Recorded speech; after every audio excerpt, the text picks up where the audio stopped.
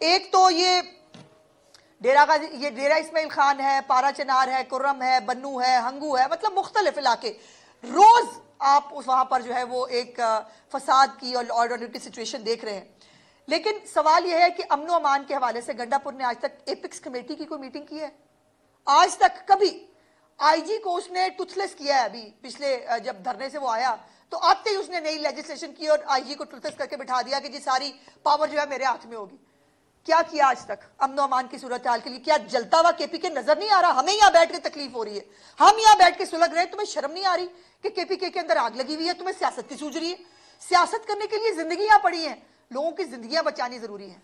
40 से ज्यादा लोग जो है वो मारे गए जिनके ऊपर फायरिंग हुई, बच्चे शामिल हैं, उसमें औरतें शामिल हैं। उसके बाद ये आग लगनी नेचुरल थी, लेकिन उसको कोई फिक्र नहीं है। उसको फिक्र यह है कि मैंने कैसे अरबों रुपए बांटने हैं और मैंने कैसे जो है वो करना है। अब ये कुछ चीजें, जुल्फकार महतू साहब हमारे एक बहुत सीनियर जर्नलिस्ट हैं, उनकी एक रिसर्च है और वो उन्होंने रिसर्च सुनी सुनाई बातों से नहीं, उन्होंने कोई जो है वो ऐसी फजूल जो है वो कोई घर बैठ के नहीं बनाई।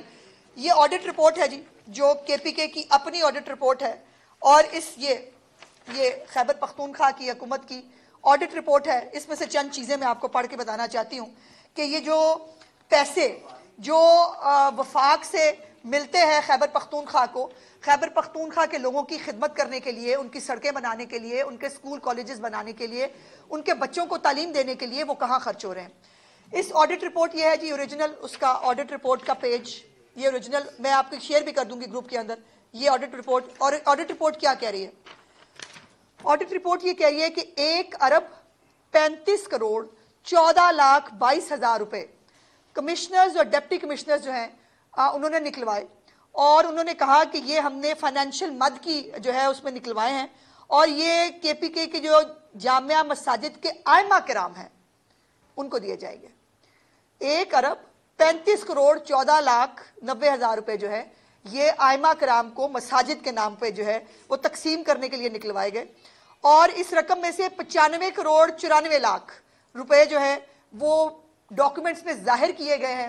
ये डॉक्यूमेंट्स जो है वो आप देखेंगे कि जिसमें जाहिर किए गए हैं कि ये आइमा को दिए गए हैं। बाकी 39 करोड़ रुपए का कोई रिकॉर्ड नहीं है। ये क्या है? इमरान खान की जबान में ये किसके बाप का पैसा है भाई? ये क्या कर रहे हो? जो 2 लाख 4 लाख एमपीएस एमएनएस को बांट रहे हैं वो इसके अलावा है। ये आइमा किराम के नाम पे ये जो 2 अरब रुपए जो जारी किए गए हैं, आपका ख्याल है ये कहां इस्तेमाल होंगे? ये इस्तेमाल होंगे 9 मई पार्ट 2 के लिए। और आज आप मुझे पूछेंगे, आप मुझे कहेंगे कि वो देखें ना जी बंद हो गया, इस्लामाबाद बंद हो गया, लाहौर बंद हो गया। क्या करें? क्या इन जो ये बलवा करने वाले हैं, ये जो फसादी एलिमेंट हैं, इनके रहमो करम पे छोड़ दें और हम कहें कि आओ भाई आओ, बिस्मिल्लाह करो, आओ आग लगाओ, जिस शहर से गुजरो उसको भी आग लगाओ। और जब ये गुजरते हैं ये सिर्फ आग लगाते हैं। इसकी तफसील मैं बाद में आपको बताता हूँ थोड़ी सी इस खबर में और आगे क्या है। पहले फैज़ान बंगश से बात करते हैं। फैज़ान, ये जो मस्जिदों में रकमें इतनी बड़ी करोड़ों रुपए, 96 करोड़ रुपया बांटा गया है, डॉक्यूमेंट मौजूद है मेरे पास और इसकी बात तफसील और थोड़ी सी मैं बता देता हूँ नाजरीन के लिए कि मैंने जैसे पहले कहा ना कि औकाफ डिपार्टमेंट से रकम नहीं गई, डायरेक्टली गई है फिनेंस डिपार्टमेंट से, पंच हुई है डीसीज़ के अकाउंट में और उसके बाद बांट दी गई। अब इससे मज़ेदारी की बात आपको बताऊँ कि इसका ऑडिट हुआ है। ये जो रिपोर्ट है ऑडिटर जनरल ऑफ पाकिस्तान की 2024 की लेटेस्ट रिपोर्ट में से मैं ये रिपोर्ट मैं इंक्वायरी जो है आपको सामने रख रहा हूँ, हमारी स्क्रीन पे भी लोग इसको देख लें। उसमें ये कहा गया है कि ये क्या वाकया ही केपीके की जामे मसाजिद के आइमा में बांटी गई हैं या नहीं। तो ऑडिट रिपोर्ट ये कहती है कि नहीं, क्योंकि ऑडिट टीम को इन डिप्टी कमिश्नरों ने, उनके जो डीओज़ होते हैं, डिस्ट्रिक्ट अकाउंट्स ऑफिसर होते हैं, उनको ये सबूत नहीं दिया कि ये रकम किन आइमा में बांटी गई है, कब बांटी गई थी, उन चेक जारी हुए उनके नंबर क्या हैं, यानी रिकॉर्ड पे कोई शय नहीं। तो ये हो सकता है कि पीटीआई के कारकुनों को आइमा बना के उनमें बांट दी गई हो सकता है ना। भी डॉक्यूमेंट ये कह रहा है, डॉक्यूमेंट तो इस पर बता रहा है 1 अरब 35 करोड़ निकलवाया गया था, 96 करोड़ बांट दिया गया और बाकी जो हैं वो पैसे उन्हीं के अकाउंट्स में पड़े हुए हैं। तो ये बहुत बड़ा एक नुक्ता है मेरा कि क्यों ये उन्होंने मस्जिदों में क्या चाहते हैं कि ये मस्जिदों के जो मदरसों के तलबा हैं वो भी अब इस्लामाबाद की तरफ उनको भी लेके आना चाहेंगे। बिस्मिल्लाहिर्रहमानिर्रहीम। शुक्रिया ज़ुल्फ़िकार साहब, पहले आपकी यहाँ आमादा करने का और इस पर मदु करने का पॉडकास्ट में। ये वाकई बहुत बड़ी ख़बर है और मेरे नज़दीक तो काफ़ी शॉकिंग भी है कि 96 करोड़ एक सूबे में जो कि पहली बड़ी स्ट्रगल कर रहा है गुर्बत से, जो कि बहुत और दीगर मसाइल से वो स्ट्रगल कर रहा है, परेशानी में है, और वहाँ पे आप देख रहे हैं कि एक सूबा जो कि डायरेक्ट कन्फ्रंटेशन में आ गया चंद सियासतदानों की नाकबंदोशी की वजह से रियासत से, जिससे आप कभी लड़ ही नहीं सकते। मतलब एक रियासत एक तरफ है और दूसरी तरफ एक सूबे के अवाम को एक तरफ खड़ा कर दिया गया है। तो ये तो बहुत ही मेरे नज़दीक बड़ी एक भूचाल लाने वाली ख़बर है कि 96 करोड़ आप बांट रहे हैं, जिसका कोई आप कह सकते हैं कि असेंबली या तो आपने उसको एतमाद में नहीं लिया क्योंकि असेंबली के थ्रू आना चाहिए। चले अगर असेंबली को आपने अंदर खाते अपने, क्योंकि आपकी मेजॉरिटी है वहाँ पे, आपने साइन वगैरह करवा भी लिए, तो असल जिस मकसद के लिए वो रकम ली गई कि अगर आयमा बांट रहे हैं, आयमा बांटने का एक बुनियादी मकसद तो ये होना चाहिए कि बैनुल जो आप कह सकते हैं कि हम महंगाई पैदा हो लोगों में और लोगों को दर्ज दिया जाए कि एक्सट्रीमिज़म से, टेररिज्म से बचा जाए। लेकिन अगर वाकई मदारिस के तलबा में या आप कह लें कि अपने कारकुनान में ये रकम बांटी जा रही है और इसके पीछे ये मकसद है कि आपने रियासत पे चढ़ाई करनी है, ये मशकूक भी है पंकज, ये मशकूक भी है इस लिहाज से कि यानी वो पता नहीं किस में बांटी गई है। यही बात है कि अगर खुदा ना खास्ता देखें पाकिस्तान तहरीक इंसाफ पिछले एक साल से, तो एक बात है, देखें तहरीक इंसाफ की एक तारीख तो है, उसमें कामयाबियाँ भी हैं। 96 में जिस जमात का सफ़र शुरू हुआ 28 साल हो गए। 2013 में उनको पहली कामयाबी हुई, खैबर पख्तूनख्वा में उनकी हुकूमत बनी और ये वाहिद सूबा है जहाँ पे 3 बार लगातार खैबर पख्तूनख्वा में PTI ही इक़्तिदार में आई है लगातार।